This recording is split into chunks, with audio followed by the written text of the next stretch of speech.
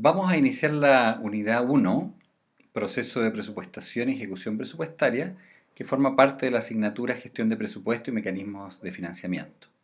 Mi nombre es Ronnie Lenz, yo soy profesor titular del Instituto de Salud Pública, director del MBA, ingeniero comercial, economista, y los voy a acompañar en esta unidad y en otras dos más en esta asignatura. Bien, en esta segunda parte de la primera unidad nos vamos a concentrar en revisar cuáles son los tres problemas básicos de la gestión financiera que un administrador, un gerente, eh, tiene que acometer. Eh, Uno tiene que ver estos tres elementos, si no, no va a estar realizando su labor. Primero, uno tiene que generar organizaciones que produzcan excedentes. Si la organización no produce excedentes, no va a poder persistir en el mediano o largo plazo. El segundo elemento o el segundo problema que uno tiene que resolver es que estas organizaciones tienen que ser sostenibles financieramente. Es decir, no basta con que uno genere valor a largo plazo, sino que uno tiene que ser capaz de poder sostener el funcionamiento a corto plazo, obteniendo el dinero suficiente para poder pagar sus compromisos. Y el tercer desafío que enfrenta un gerente es que si resuelve los dos elementos anteriores de buena manera, entonces se le abre un tercer problema, que es que tiene que administrar el financiamiento en un escenario de crecimiento. Es decir, la organización logró generar excedentes producto de que sus servicios, las atenciones que daba eran valoradas por la sociedad, logró hacer esto de tal manera de que nunca se quedó corta en dinero, en efectivo, para hacer frente a sus obligaciones financieras y por lo tanto ahora puede lanzar procesos de crecimiento. Esos son los tres problemas básicos de la gestión financiera. Bien, entonces el primer problema es generar excedentes. Eh, si fuera una empresa capitalista sería generar utilidades. Es decir, el valor de la producción que le entrega o que le otorga la sociedad tiene que ser mayor a los costos o al consumo de recursos que hace la organización. Es decir, tiene que dejarle un plus, tiene que dejarle algo positivo a la sociedad. Imagínese usted, por ejemplo, y esto es casi es un problema de conservación de la vida del- de cualquier organismo. Imagínese usted una célula. Una célula tiene que invertir energía para poder desplazarse y poder llegar, por ejemplo, a su fuente de alimentación. Si la energía que utiliza para poder llegar a la fuente de alimentación es más alta que el alimento que logra obtener, entonces lo que le va a pasar a esta pobre célula es que se va a comenzar a desgastar, va a comenzar a perder nutrientes, va a comenzar a perder energía y finalmente se va a morir. En cambio, si el alimento, la energía que obtiene producto de este desplazamiento, es mayor a la energía que invirtió en desplazarse, entonces esta célula se va a comenzar a poner más gordita, va a estar mejor alimentada y por lo tanto va a poder lanzar otros procesos.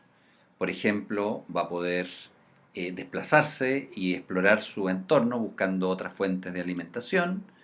Por ejemplo, va a poder reproducirse y por lo tanto va a poder crecer su especie. O a lo mejor esta célula decide, no sé, dedicarse a la meditación trascendental, a la filosofía, a la física, al arte, y entonces va a desarrollar otras capacidades intelectuales o espirituales. En cualquier escenario, para poder lanzar estos procesos de desarrollo, estos procesos de crecimiento, siempre se requiere excedente. Y lo mismo pasa con las organizaciones, lo mismo ya sean públicas o privadas, si no tienen excedente, entonces no pueden crecer.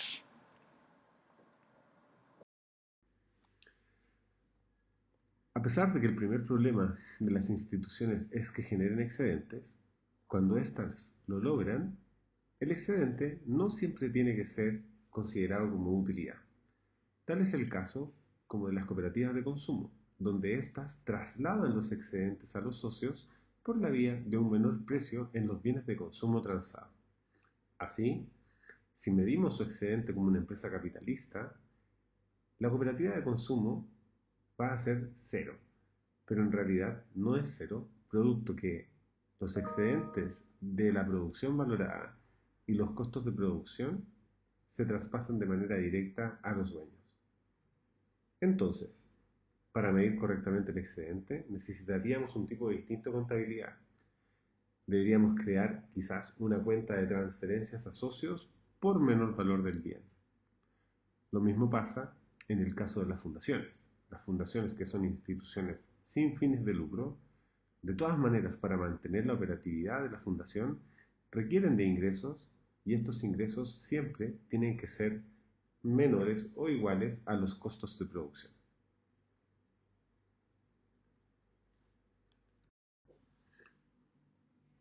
Una de las variables importantes a medir para poder enfrentar el primer problema de las instituciones planteado, que está asociado a la generación de excedentes, corresponde al rendimiento. El rendimiento será una medida evaluada como una tasa obtenida de la relación entre el margen operacional y los activos operacionales. Ya revisamos en la clase anterior cuál es el resultado del margen operacional.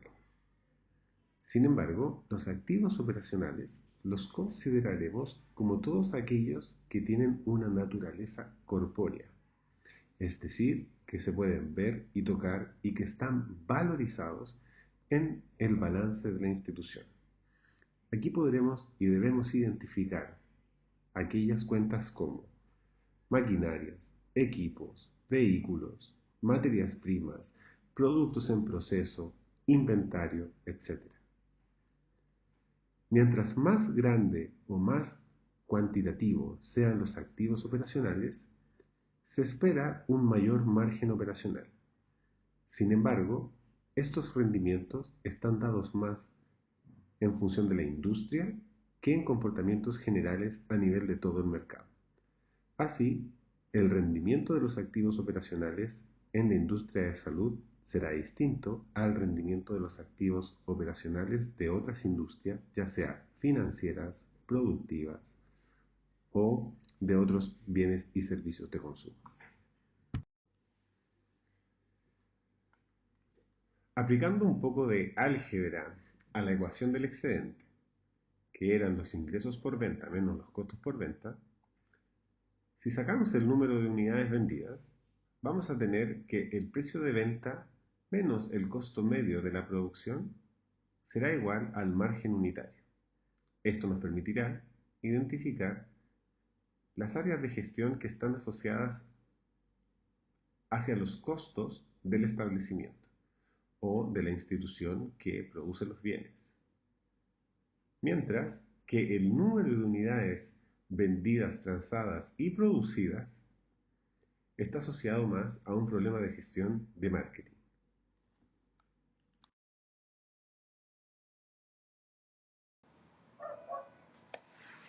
Bien, entonces a partir de las dos ecuaciones anteriores de rendimiento y de margen de explotación, se pueden derivar una serie de estrategias para mejorar los resultados operacionales y justamente la identificación de cuál es la estrategia más adecuada para cada organización es la labor que tiene que hacer un gerente. Entonces, la primera estrategia va a ser la mejora del margen unitario y esa pasa por dos grandes esfuerzos. Por una parte, en la medida que sea posible, aumentar el precio de venta a través de un proceso de negociación de los precios. Y el segundo es la disminución de los costos medios de producción, lo cual implica que uno puede contratar factores productivos que no sean demasiado caros. Eh, Uno puede aumentar la productividad de estos factores productivos o inclusive uno puede introducir cambios tecnológicos que ayuden a bajar los costos. Y todas esas son labores que tiene que hacer un gerente. El segundo grupo de estrategia está relacionado más bien con aumentar la rotación o la venta del producto o del servicio y como señalábamos es principalmente un problema de marketing que vamos a estudiar más adelante. El tercer elemento o la tercera estrategia es disminuir los gastos de administración y venta. En varias organizaciones de repente el componente de soporte no es eficiente o, o comienza a crecer de manera desmedida, por lo tanto uno siempre tiene que tener un balance apropiado de cuál es el gasto de administración que uno requiere para poder apoyar el proceso productivo. Tener gasto de administración cero no es eficiente tampoco, porque si uno no puede procesar, por ejemplo, la cobranza, entonces uno no va a tener ingresos. Si uno no tiene sistema de registro, no tiene sistema de información, no tiene contabilidad, entonces tampoco el negocio va a funcionar. Entonces hay que hacer una sintonía fina respecto de cuál es el gasto de administración y venta necesario. Y finalmente la cuarta estrategia es disminuir los activos operacionales al nivel de que sean eficientes, ¿no? Porque el rendimiento está dado justamente por esta relación entre el margen operacional y el conjunto de activos que tenemos que desplazar para poder generar ese margen. Si tenemos que siempre desplazar demasiados activos, eh, entonces se genera un problema de rendimiento. ¿Cómo me dirán ustedes? Por ejemplo, una alternativa es que yo compre un edificio para poner un centro médico, en cuyo caso estoy generando activos operacionales que tengo que financiar directamente, pero a lo mejor yo podría arrendar esos activos operacionales y por lo tanto incurrir en costos menores en el momento de generar el activo. Entonces son todos estos elementos que tienen que analizar los gerentes y ver cuál de las estrategias es mejor, porque no para todas las organizaciones se va a cumplir que una estrategia es la que hay que aplicar. El arte justamente es ver qué estrategia es la adecuada para el problema que tenemos al frente. El segundo problema básico de la gestión financiera es que las empresas sean financieramente sostenibles. Ya vimos inicialmente cómo las empresas pueden ser económicamente viables, pero ahora revisaremos cómo las empresas se hacen financieramente sostenibles y estables en el tiempo. Y lo importante aquí es entender el concepto económico de devengado. ¿Y a qué nos referimos con devengado?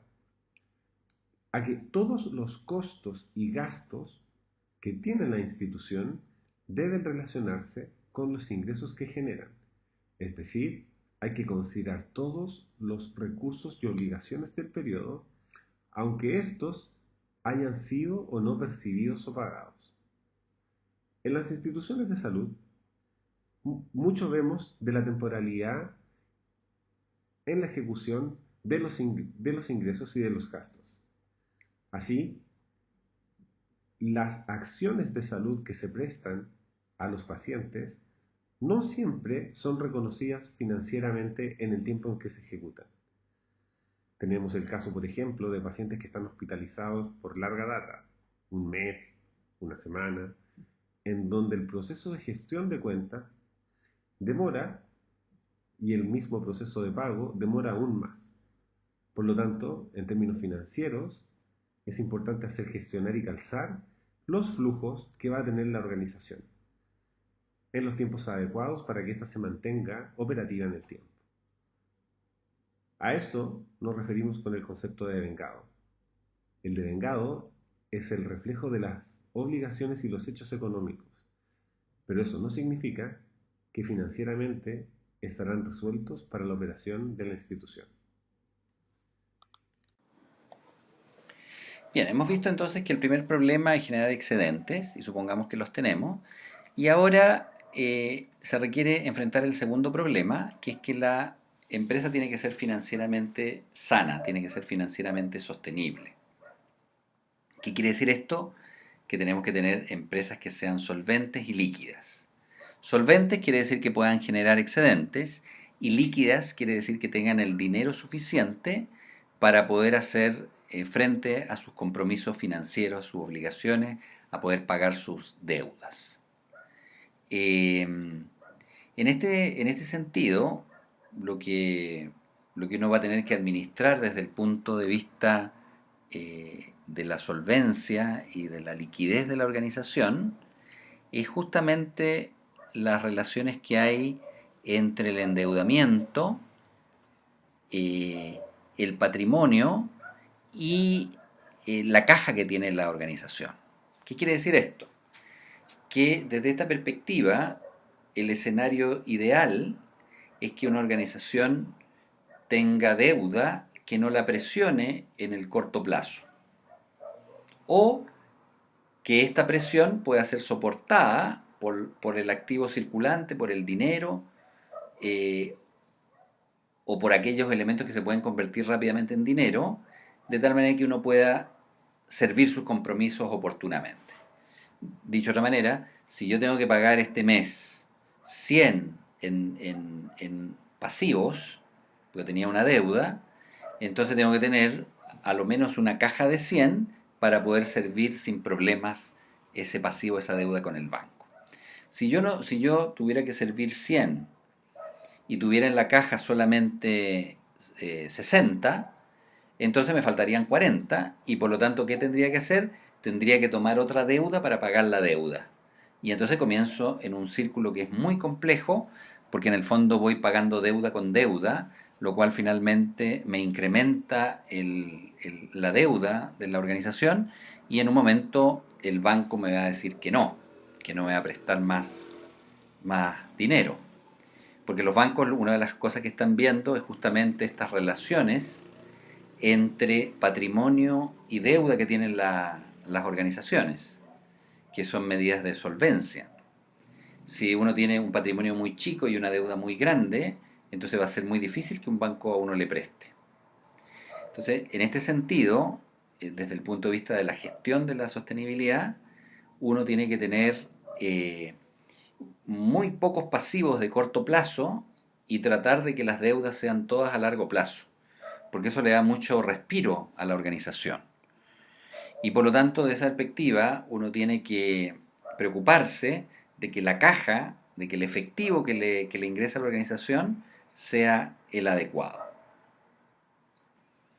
En este sentido, por ejemplo, para que ustedes entiendan las diferencias entre generar excedente y ser líquido, yo puedo vender un bono, puedo vender una atención, un programa médico, y lo puedo vender en 100, pero pasa un mes y no lo cobro, pasan 2 meses y no lo cobro, no me pagan, pasan 3 meses, 4 meses, y entonces, claro, yo desde el punto de vista económico he hecho una venta, va a aparecer reflejado en mi estado de resultado, pero desde el punto de vista financiero no me ha entrado dinero.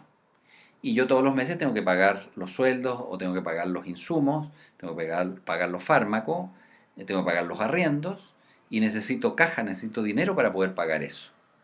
Entonces, en una organización siempre la entrada de dinero tiene que estar calzada con la salida del dinero. No saca nada yo con vender si a mí no me lo pagan. La venta tiene que tener una traducción en liquidez para yo poder servir mis compromisos. Perdón. Salvo que aquel a quien le tengo que pagar me aguante que no le pague hasta que me paguen a mí. Es decir, si a mí no me pagan en 3 meses, al que le tengo que pagar no le pago hasta dentro de 3 meses. Pero la economía es una cadena porque esa otra organización a la cual yo le estoy debiendo también tiene gente a la cual le tiene que pagar sueldo. Y la gente necesita el dinero para poder vivir. Por lo tanto, uno no va a encontrar proveedores que a uno le aguanten mucho tiempo sin pagarle. Entonces uno tiene que preocuparse que la organización sea líquida. Bien, supongamos que hemos logrado pasar los dos problemas anteriores, los dos desafíos, entonces estamos enfrentando el tercero, que es que ya tenemos excedentes, hemos logrado pagar nuestros compromisos, tenemos caja suficiente y ahora tenemos que tomar decisiones de crecimiento. Vamos a reinvertir en esta organización y si tenemos que reinvertir, ¿es suficiente el excedente que hemos logrado acumular en los periodos anteriores para poder hacer la inversión? ¿O vamos a tener que conseguir financiamiento de terceros? Por ejemplo, ir al banco para adquirir algún tipo de préstamo, lo cual se nos va a constituir en una deuda, con la cual vamos a poder hacer la inversión, o vamos a tener que tomar la decisión de integrar a nuevos socios a nuestra organización que aporten capital. Son las tres vías por las cuales la organización podría crecer. Y entonces administrar estas tres vías es un desafío en sí mismo. Y aquí lo que hay que tener presente es que, por ejemplo, en la tercera vía, que es cuando yo quiero integrar a un socio al negocio, a este socio lo que le interesa es la rentabilidad. ¿Qué es la rentabilidad? Le interesa que la inversión que él realizó, que el capital que le entregó, en el futuro le pague su inversión.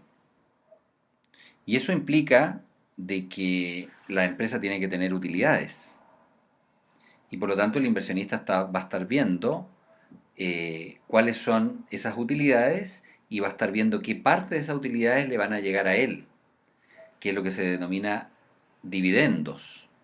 Al inversionista no le va a interesar la utilidad que se retiene para el negocio, le va a interesar la utilidad que se reparte.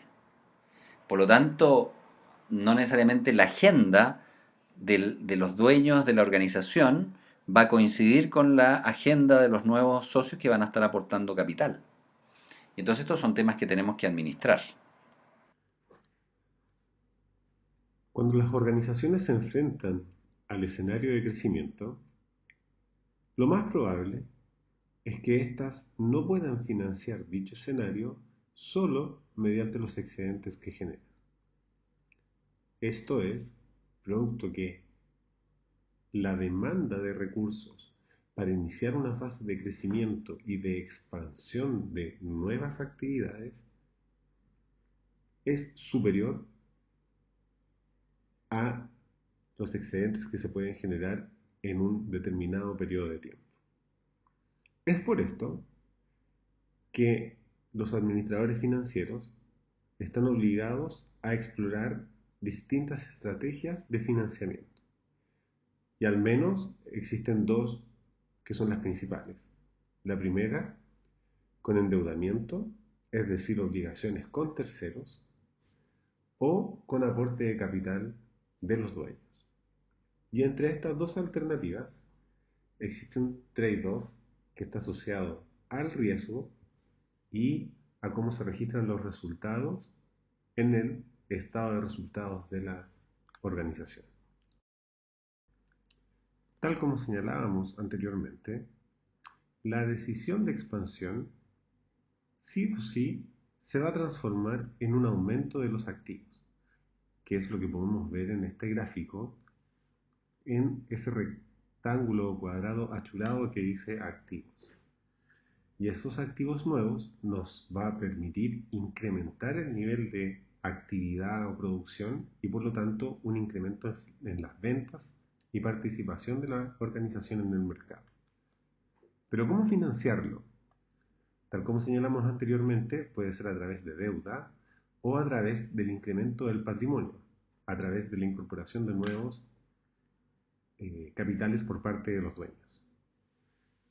La diferencia entre los dos está señalada principalmente por el riesgo financiero en cada una de las opciones. La deuda significa un riesgo financiero y una obligación con terceros que se va a tener que dar cumplimiento en el corto plazo. Esto también permitirá y generará una obligación de un pago de intereses asociado a la ganancia que espera el financiador por este tipo de recursos. Estos intereses permitirán en el futuro disminuir las utilidades y por lo tanto generar un menor pago de impuestos cuando corresponda. Mientras que el patrimonio ya enfrenta el problema de riesgo de los dueños en la incorporación de este capital. La diferencia principal entre la decisión de incorporar patrimonio y deuda tiene que ver con la posibilidad de los dueños de incorporar este mayor patrimonio y el costo de oportunidad de estos recursos ante la gestión de los mismos dueños. Cuando el costo de oportunidad, es decir, las posibilidades que tienen los dueños de invertir esos capitales en otras inversiones, es mayor que el interés que entrega una institución bancaria, lo más probable es que siempre se decida por los recursos que se puedan entregar a través de la entidad bancaria.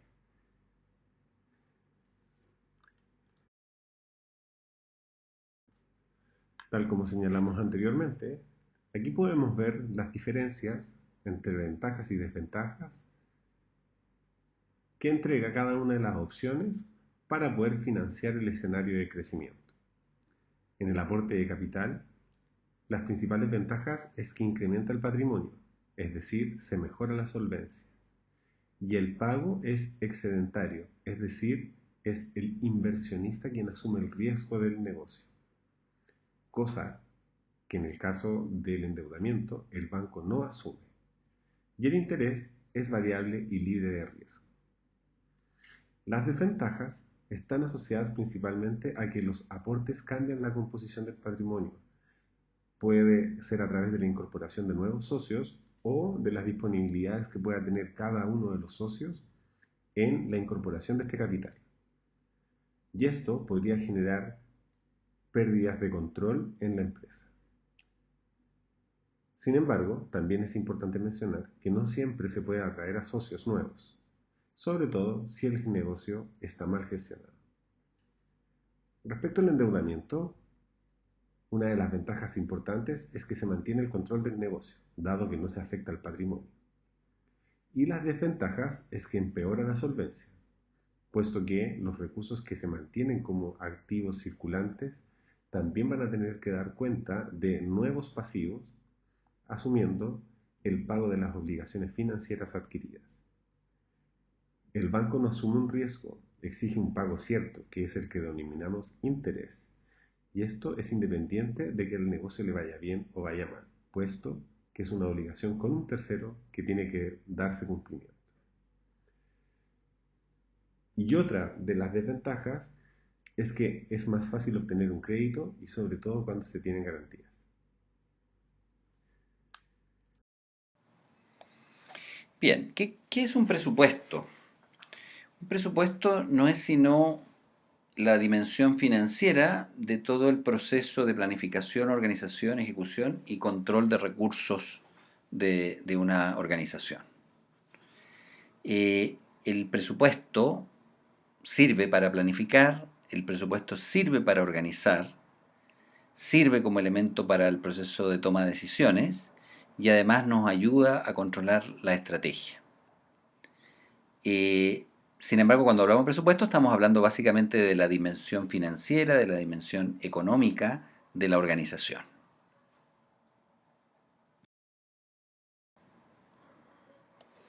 En este sentido, probablemente el mayor uso de los presupuestos es desde el punto de vista de la planificación, porque es una proyección de todas las magnitudes financieras de cómo van a ocurrir en un periodo.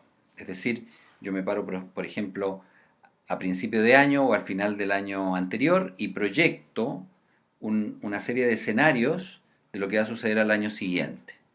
Y esa proyección le doy una mirada financiera y por lo tanto la llevo a números. La llevo a números en términos de mis ingresos, en términos de mis gastos, en términos de mis resultados, etcétera. Y por lo tanto esa colección de números estructuradas para proyectar este escenario financiero en el futuro es lo que denominamos un presupuesto. Una vez que comienza la ejecución, uno lo hace habitualmente a la luz de la proyección, o lo hace a la luz del presupuesto. Por lo tanto, entramos en una segunda dimensión del presupuesto, que es una dimensión organizacional. El presupuesto se hizo, por ejemplo, para centros de costos, o para nivel de hospitales, o para nivel de servicios de salud, y por lo tanto también es una distribución de los recursos y por lo tanto está apalancando, está fortaleciendo ciertas áreas y otras no. Y entonces tiene una dimensión organizativa. Además, hay una ejecución del presupuesto, ¿no? Y por lo tanto entonces se van dando los ingresos, se van dando los gastos y entonces yo voy anotando estas transacciones económicas y las voy representando en el formato en el cual hice la programación. ¿Para qué? Para poder pasar a la siguiente etapa del proceso de gestión, que es controlar y evaluar mi plan. Es decir, esta estrategia que yo tomé, que desde el punto de vista financiero se tradujo en un presupuesto y que yo he ido ejecutando en el transcurso del periodo, ¿se ajusta o no a la programación lo que sucedió en la realidad? Y si no se ajusta, ¿por qué? Y ese por qué me ayuda a mí a posteriormente tomar decisiones que me permitan corregir esto y entonces volver a repetir este ciclo de gestión apoyado en el presupuesto. La planeación o planificación corresponde al proceso de preparación de las decisiones que se tomarán a futuro para el cumplimiento de los objetivos propuestos. Esto es un proceso administrativo, en este sentido, que requiere del entendimiento de las variables del entorno para poder predecir el comportamiento de estas y cómo podrían afectar a la organización.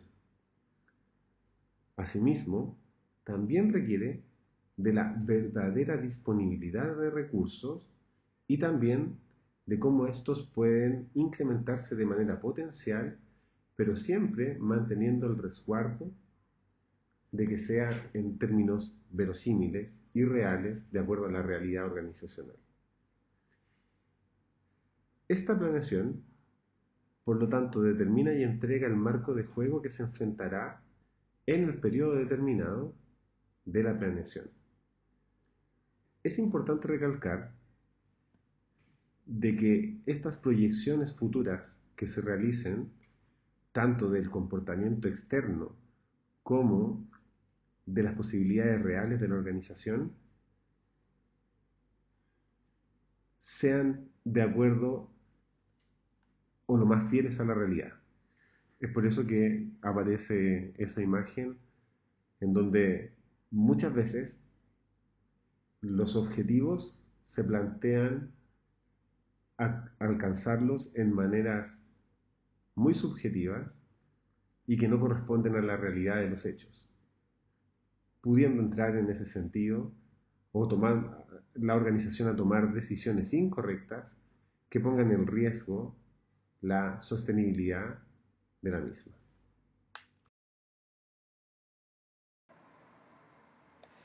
Desde esta perspectiva, entonces, los presupuestos pueden hacerse en distintos niveles de la organización, desde los más altos niveles estratégicos de la organización, pasando por los niveles tácticos hasta los niveles más operativos. A lo largo de todo el continuo del proceso de gestión, paralelamente corre un proceso de presupuestación. Finalmente, el más claro ejemplo de la planificación en términos financieros es el presupuesto. Y los presupuestos tienen su nivel de aplicación más real en la determinación de los flujos futuros, tanto los flujos de ingresos como los flujos de gastos. Y esto nos permitirá en el corto plazo hacer una evaluación de las consideraciones que se tomaron para la definición de ingresos y los resultados que obtuvimos respecto de los gastos proyectados en la situación inicial. Estos presupuestos es importante que también se entienda que pueden ser creados a nivel macro de la organización o a nivel de las unidades, en el caso de las organizaciones hospitalarias, de las unidades clínicas. Así, se podrá determinar los presupuestos a nivel de la hospitalización o de la atención cerrada o de una unidad específica como la unidad de cirugía hospitalaria. en donde se podrán determinar los flujos de gastos, es decir, gasto en remuneraciones, bienes y servicios de consumo, en servicios generales, etcétera, y también cuál es la capacidad de generación de valor de dichas unidades para entender su relación entre los ingresos que genera y los gastos que ejecuta. Es por esto que la lámina define que se pueden hacer presupuestos de cualquier estado financiero o de las distintas magnitudes financieras asociadas a un problema, como por ejemplo un presupuesto de inversión, un presupuesto de un proyecto o un presupuesto de compras.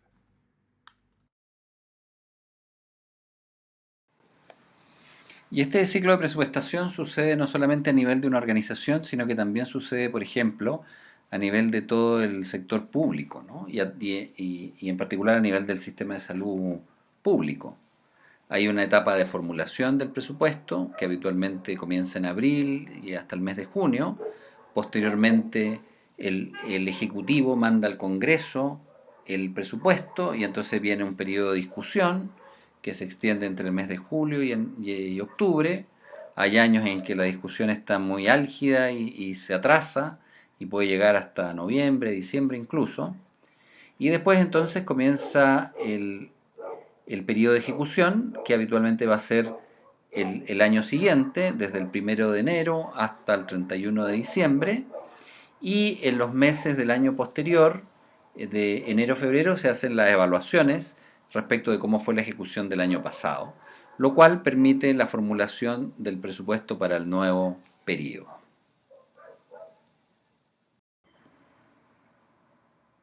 Aquí, por ejemplo, tenemos el ciclo de presupuestación, uno de los años más recientes, donde la evaluación se produce en los primeros meses del año, entre enero y abril, y viene lo que se llaman los presupuestos exploratorios entre abril y mayo. Posteriormente vienen las instrucciones a los servicios públicos en el mes de julio, eh, viene el proceso de preparación del proyecto de presupuesto entre julio y agosto. Eh, y después, en el mes de agosto, se hace la discusión entre los servicios públicos y la Dirección de Presupuestos, o DIPRES. Se aprueba por el Poder Ejecutivo y se manda en el mes de septiembre al Congreso. Se discute en el mes de octubre y, como les señalaba, últimamente nos hemos estado extendiendo hasta noviembre con los parlamentarios en la Cámara de Diputados y en el Senado. Y posteriormente sale la ley de presupuestos hacia final de año para ejecutarse al año siguiente. Esto es importante que ustedes lo conozcan porque si uno pide, por ejemplo, recursos para un proyecto o una inversión en el mes de septiembre, eh, eso va a quedar para el año siguiente. No hay forma de que en el actual periodo de ejecución presupuestaria eso haya sido recogido. Y cuando digo queda para el año siguiente, queda para colocarlo en el presupuesto del año siguiente. O sea, en septiembre ya la discusión del presupuesto, por ejemplo, si estamos parados en el año 2020 y estamos en septiembre del 2020, ya se cerró la discusión a nivel del Ejecutivo del presupuesto para el año 2021. Por lo tanto, si uno en septiembre del 2020 quiere colocar un tema nuevo, eso va a ser materia de discusión para el presupuesto del año 2022. Entonces, desde el punto de vista del ciclo de presupuestación del sector público, hay que tener cuidado porque uno, si quiere colocar alguna discusión, tiene que hacerlo a principio de año y va a quedar para el año siguiente. Si lo hace a mediados del año, va a quedar para el año subsiguiente.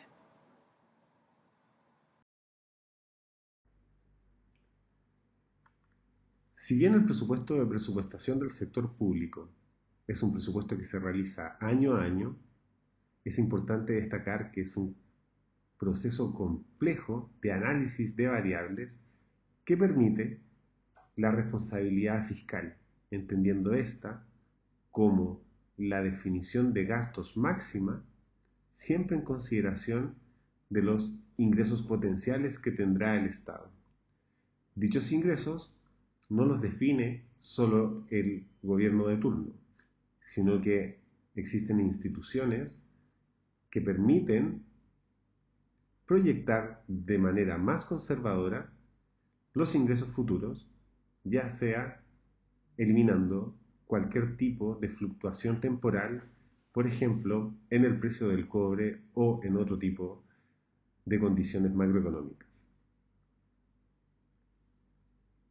Así, la responsabilidad fiscal permite que los beneficios que se entreguen a la población se mantengan y perduren en el tiempo.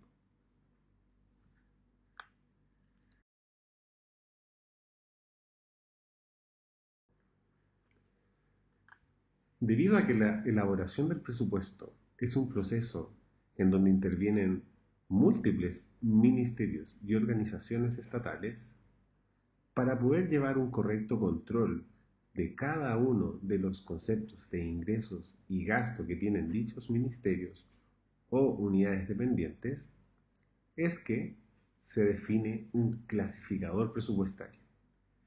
Este clasificador presupuestario corresponde a la definición de los distintos conceptos o cuentas que se van a utilizar para el registro de los hechos económicos en la gestión presupuestaria del Estado.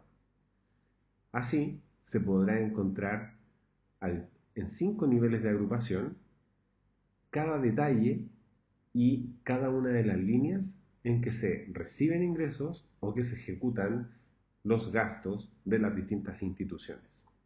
A modo de ejemplo, un establecimiento de salud podrá identificar dentro de sus ingresos, a través del clasificador presupuestario, cuáles son las transferencias que recibe por parte de FONASA, de qué programa provienen y también cuáles son los ingresos que percibe producto de la venta de prestaciones a otro tipo de instituciones que no están relacionadas de manera directa con FONASA. Asimismo, a nivel del gasto, también se podrá mantener el orden en la identificación y ejecución de cada una de las líneas de gasto que poseen los establecimientos, ya sean remuneraciones, logrando identificar cuáles de estos montos están asociados a bonificaciones, a remuneraciones del personal médico, del personal no médico o a honorarios o remuneraciones variables.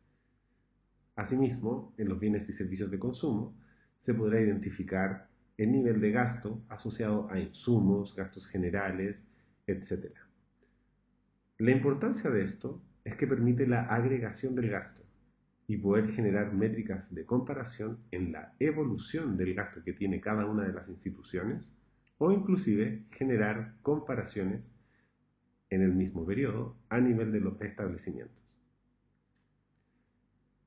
La clasificación presupuestaria emana desde la Dirección de Presupuesto y es posible consultarla a través de la página web de dipres.cl, donde podrán encontrar toda la información de referencia, tanto a nivel agregado como el presupuesto de la Nación, como también el presupuesto y la ejecución presupuestaria de los establecimientos en consideración a este clasificador presupuestario.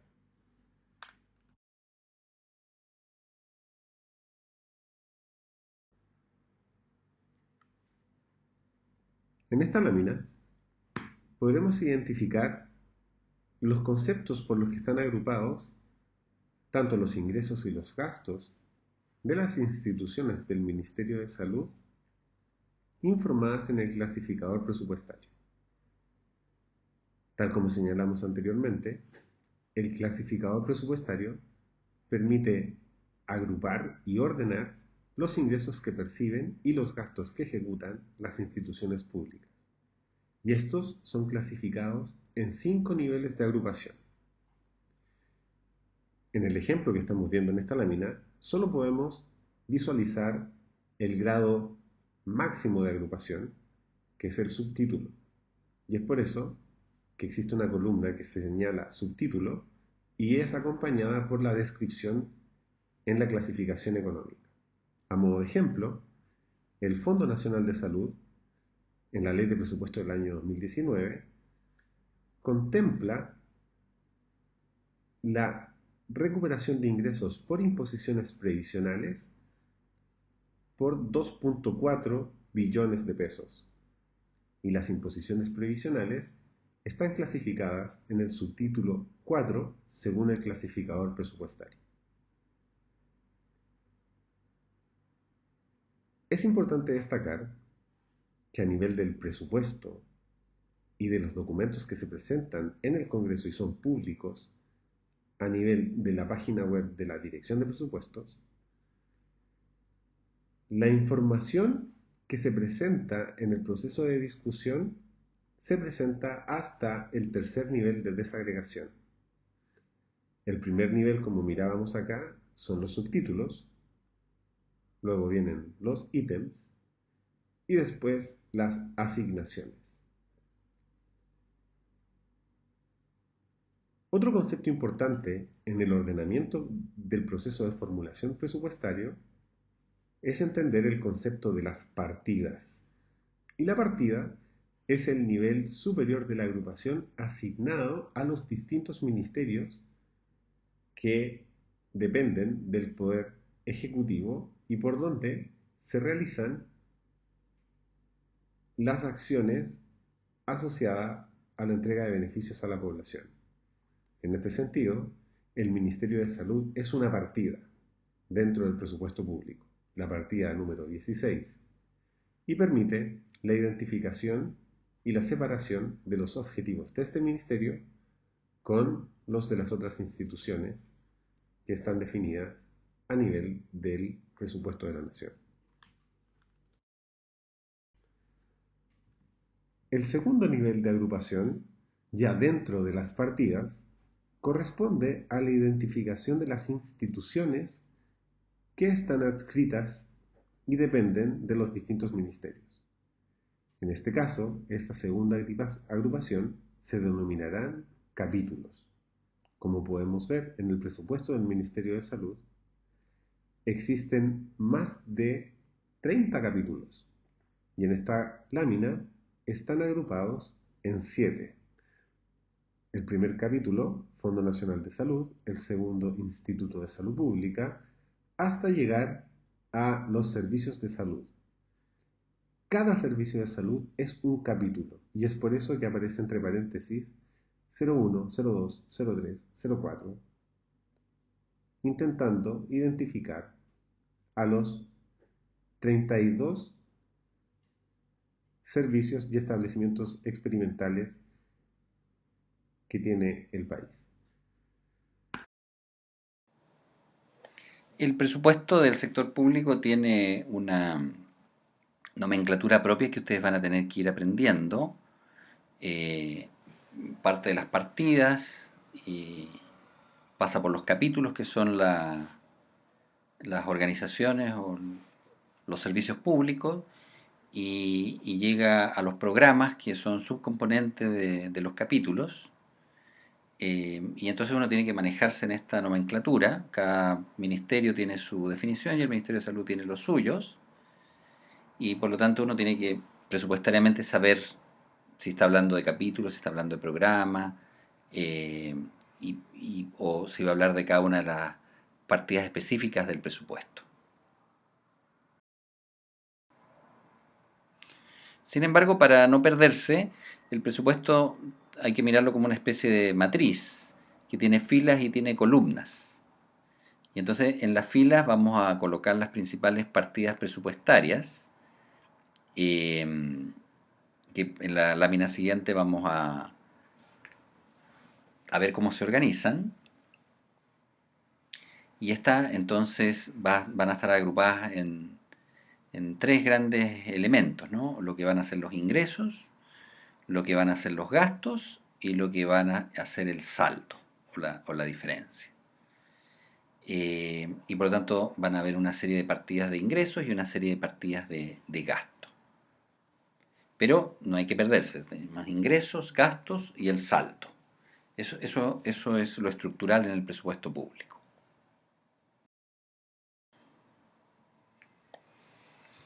A nivel de de las partidas específicas, estas van a tener como niveles de desagregación, cada vez yendo con mayor detalle. Vamos a partir con los subtítulos, que son como las grandes definiciones de la naturaleza de elementos productivos, ¿no? Entonces, por ejemplo, desde el punto de vista del gasto, vamos a tener el subtítulo 22, que es lo que se denomina bienes y servicios de consumo, eh, donde están todas aquellas cosas que no son trabajo y que no son capital.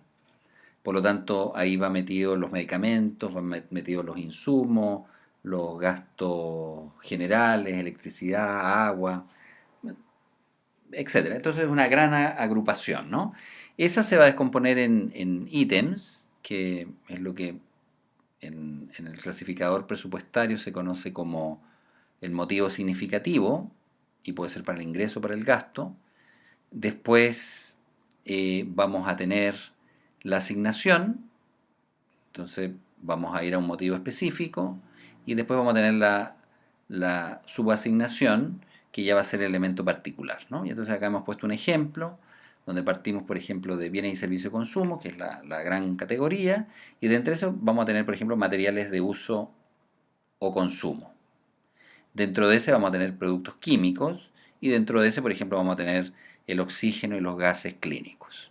Entonces es una forma de organizar la presentación de la información para efectos presupuestarios. Esta forma de organización se conoce como clasificador presupuestario, y esto lo arma la Contraloría General de la República con el Ministerio de Hacienda, y por lo tanto los servicios públicos tienen que obedecer esta forma de clasificación, no se pueden salir de ella. Cuando uno tiene una organización privada, esto es bastante más plástico y uno puede definir su clasificador en función de su negocio. Uno de los grandes problemas que va a tener el sistema público de salud es que las clasificaciones que aparecen acá tienen poco sentido desde el punto de vista de la gestión de un negocio de salud, ¿no? Y es un tema que vamos a analizar después.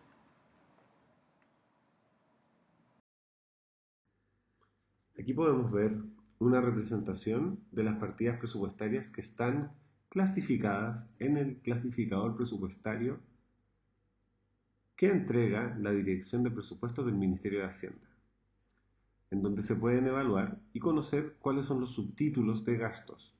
El subtítulo 21, gasto en personal, comprende todos los gastos que por concepto de remuneraciones, aportes del empleador y otros gastos relativos al personal consultan y realizan los organismos del sector público para el pago del personal en actividad. Recuerden que, tal como lo mencionamos anteriormente, la apertura de la ley de presupuesto respecto al clasificador presupuestario entrega la información con el detalle hasta el nivel de asignación. Y el clasificador presupuestario contiene 5 niveles. El primero, que es el que podemos ver acá, son los subtítulos de gasto. Luego están los ítems y posteriormente las asignaciones.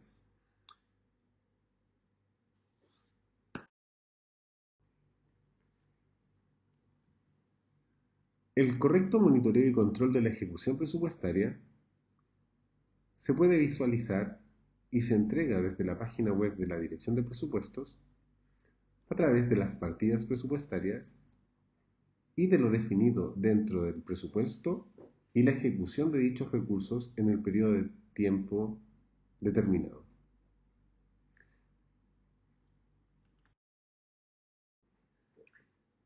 Una de las herramientas básicas para el análisis financiero está asociada a la capacidad de interpretar los estados financieros de manera vertical y horizontal. Cuando nos referimos al análisis vertical, nos referimos a la composición de los estados financieros en el mismo año. Es decir, vemos los valores de las cuentas en función de la composición del mismo año. A modo de ejemplo, las transferencias corrientes en el año 2015 alcanzaron los 21.810 millones del presupuesto inicial destinado para ese año de 4.956 millones. Es esa composición y análisis de cada una de las cuentas de ingresos o de gastos lo que llamaremos análisis vertical, mientras que el análisis horizontal busca responder cuánto y por qué varió una determinada cuenta en los estados financieros. Así, podemos comparar en este ejercicio la diferencia entre el presupuesto inicial del año 2016 con el año 2015, que en términos de ingresos varió en un 12,5%.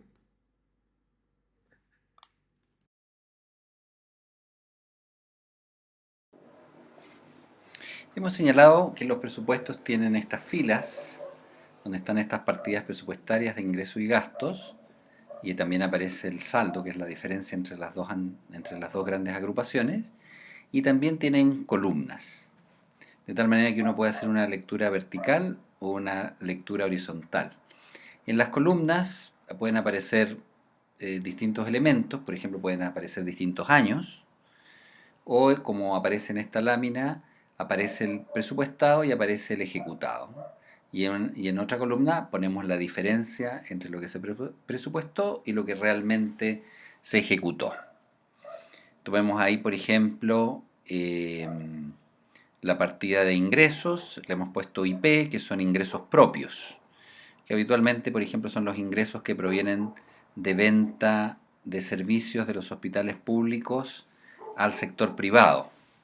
Son más comunes en regiones que en Santiago, porque en regiones la infraestructura pública habitualmente es la más compleja y mucho paciente del sector privado tiene que ir a atenderse a los hospitales, ¿no? Y entonces se presupuestaban 9.000 millones de pesos de ingresos propios, y lo que efectivamente se dio, porque ese año no fue tanta gente a atenderse, se dieron 8.000 y por lo tanto se produce una diferencia de 1.000. No hay otra diferencia a nivel de los ingresos, por lo tanto, entre el ingreso presupuestado y el ingreso ejecutado se va a dar esta diferencia de 1.000. Nos vamos ahora a los gastos y tomemos por ejemplo el subtítulo 21, que son las remuneraciones, y entonces se presupuestó 60.000 millones ahí de gasto, y lo que efectivamente se vio fueron 62.000, producto de que de distintos tipos de razones. Puede ser que se contrató más gente, puede ser que se le subió el sueldo a algunos sectores, a algunos trabajadores más allá de lo que el presupuesto permitía, puede ser que la planta se envejeció más fuertemente de lo que se había estimado, puede ser porque hubo más obras extraordinarias, etcétera, etcétera. Y por lo tanto entonces se da esta diferencial de menos 2.000 millones, ¿no? Porque es un gasto y por lo tanto se está restando. Supongamos que a nivel del subtítulo 22, que son estos bienes de servicio y estos bienes de consumo y de servicio, ¿no? Como los medicamentos, como los fármacos, se presupuestaron 30.000 y efectivamente se ejecutaron 29.000. Y por lo tanto se produce una diferencia positiva, hubo menor gasto, por lo tanto hubo más 1.000. Y así sucesivamente. Con lo cual, a nivel de ingresos voy a tener menos 1.000 y a nivel de gasto voy a tener menos 2.000, lo cual me va a dar menos 3.000. Si yo solamente hubiera hecho una lectura vertical, comparando ingresos con gastos, me hubiera dado los 3.000. Pero cuando hago una lectura horizontal, puedo saber cuál es el origen de ese déficit de 3.000. Y entonces puedo decir de que ese déficit de 3.000 se originó porque tuve 1.000 menos de ingreso y porque tuve 2.000 más de gasto. Este es el análisis vertical y horizontal. Si bien la contabilidad es una herramienta financiera destinada principalmente para el cálculo de los resultados y que ha servido como base para la determinación, por ejemplo, de los impuestos en la relación de las organizaciones con el Estado, con el tiempo la contabilidad se transformó y se ha ido transformando en un sistema de información indispensable y al servicio de la administración para el apoyo de la toma de decisiones. Obviamente, no es la única información que se toma para la toma de decisiones, pero es una de las importantes. ¿Y por qué? Porque permite medir, ¿verdad?, y registrar la información de los hechos económicos. Pero los hechos económicos no pueden ser subjetivos, deben estar basados en normas que permitan que cualquier persona que consulte estos estados financieros tenga el entendimiento adecuado y permita la correcta valoración y transacción de los valores asociados a las organizaciones. Lo mismo pasa a nivel de los distintos países. Y es así que distintas organizaciones, frente a la necesidad de comparación de la información de los distintos países, es que ha creado estas normas internacionales de contabilidad para el sector público, llamadas NIC-SP, por las iniciales que mantiene dicha frase. Las NIC-SP son un conjunto de normas que se utilizan tanto para el registro de los hechos económicos como para la presentación entonces de los estados financieros y que son emitidas por el International Public Sector Accounting Standards Board, el cual forma parte de la Federación Internacional de Contadores. Estas normas, es importante destacar, que aplican solamente a los servicios públicos, excluyendo a las empresas del Estado, como ENAP, COPEC, el Banco Estado, etc., dado que éstas se rigen por la normativa para las empresas privadas, como las NIC. La Organización para la Cooperación y Desarrollo Económico, OCDE, el Banco Interamericano de Desarrollo, BID, la Organización de Naciones Unidas, ONU, el Fondo Monetario Internacional, FMI, y el Banco Mundial sugieren su implementación, de manera tal de poder generar comparaciones y que éstas sirvan para obtener y aplicar las mejores prácticas que pueden ser replicables en base a los resultados en los distintos países. Dado que en el Estado es la Contraloría General de la República quien es la entidad reguladora y que fiscaliza y controla la correcta contabilidad general de la nación, es ella, la Contraloría, la encargada de armonizar y dictar la aplicabilidad de las normas NIC-SP. Así, la armonización de la información sobre la situación financiera de una entidad pública permite a los distintos usuarios, ya sean internacionales o nacionales, identificar los recursos económicos que ésta controla, la estructura de sus fuentes de financiamiento, la liquidez y solvencia de las mismas. La información sobre los resultados de la entidad indica los gastos en que ha incurrido para proveer los bienes y servicios y los ingresos con los que se han financiado los mismos y en qué medida estos han sido suficientes para cubrir los gastos que han ejecutado.